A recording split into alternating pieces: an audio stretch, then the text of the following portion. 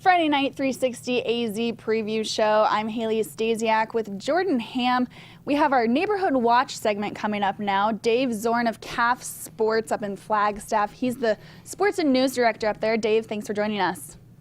Thanks, guys. Thanks for having me on. Flagstaff went 6-5 in 2016, and they're a young team this year with a new quarterback, Henry Taggel, who went unbeaten with the JV Eagles last year. What can we expect from this team in 2017?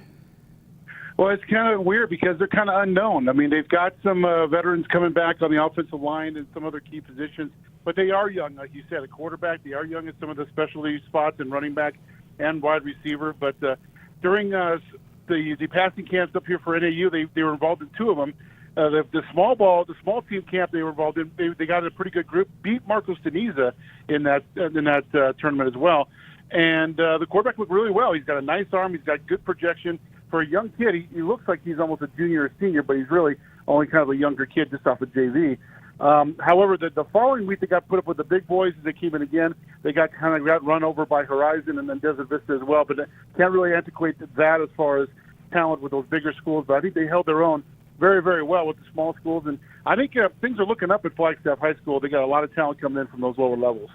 Prescott's a very veteran group. I was able to see them play down here in Scottsdale this past summer. Ryan Green was a guy that really jumped out to me, a really versatile guy. What do you foresee for the Badgers here in 2017? Well, I like Prescott quite a bit, and I think what I was impressed with last year when they played both Prescott and Coconino is they run the ball really, really well. Not only that, they got a lot of them.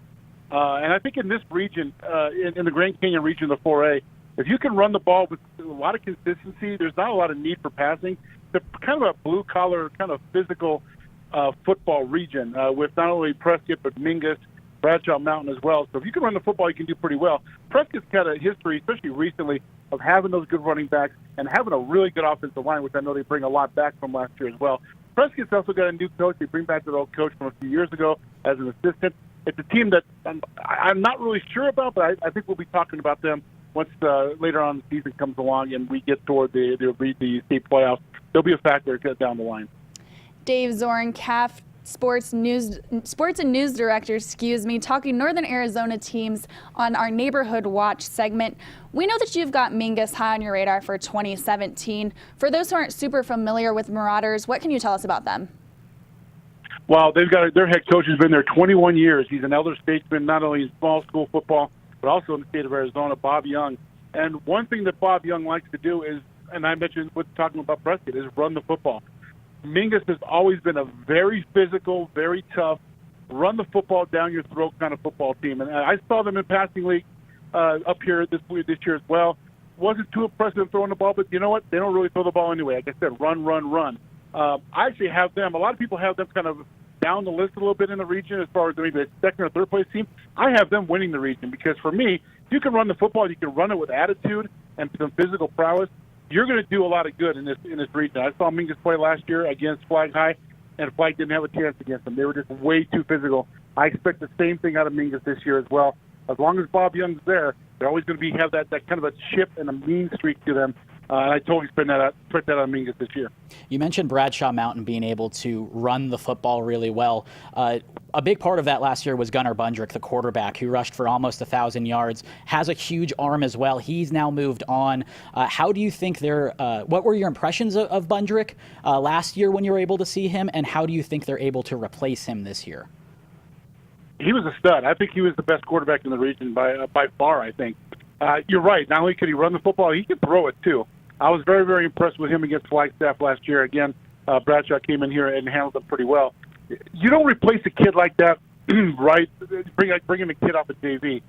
Bradshaw Mountain, to me, has got a lot of question marks because they're bringing in a new coach, a guy who's got a lot of college football experience. So it's interesting to see what kind of system he puts in there. It's kind of interesting to see how Bradshaw replaces some of their key guys.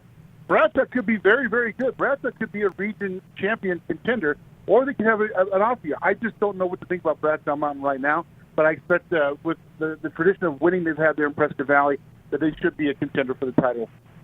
We heard of a position change with Ty Fur of Coconino. What is he going to bring to the table for the Panthers? I like Ty Fur quite a bit. I mean, he was a receiver last year for the Panthers. He's got a little bit of leadership capability that hasn't been really seen at Coconino for a couple of years. The kid can run the football. His passing, he needs a little bit of work, especially out of passing camp. I know they've been working hard with him, trying to get the timing down a little bit. But I know by talking with Jeremiah Smith, the head coach over there, they're going to run the football quite a bit at Coconino, which I really, really like. Don't bother kind of threading the needle on passes where you don't need to. So they're consistent on running the football. And guys, over the summer, Coconino's coaching staff went down to Tucson and had, I'd say more than a little bit of a lunch with Jeff Sturm, the coach of Catalina Foothills. When you're a coaching staff and you get to meet and talk football with a guy like that, it's going to make your team better just automatically because of what kind of a legend Jeff Sturm is. So I'm interested to see what Coconino brings to the table. They're young, too. Ty Furlick, you mentioned, quarterback, athletic. They got a lot of kids coming up from a really good freshman team last year. They only lost one game. So I'm interested to see what Coconino has. I think they're going to be better. I don't know if they're going to be region title contender right off the bat, but I think within a couple of years, you're going to see both Flag and Coconino right there in discussion for a region title. Dave Zorn, CAF Sports and News Director, thanks for coming on with us. No problem. Anytime, guys. Still more to come on the Friday Night 360 AZ preview show. Jordan and I are going to break down those 0-week matchups. Stay tuned.